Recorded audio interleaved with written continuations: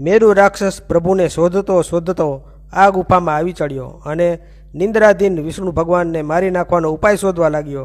ત્યાં જ ચમત્કાર થયો। વિષ્ણુ ભગવાનના સ્વરૂપમાંથી એક અતિ સ્વરૂપવાન કન્યા પ્રગટ થઈ। તેના હાથમાં અનેક પ્રકારના આયુધો હતા।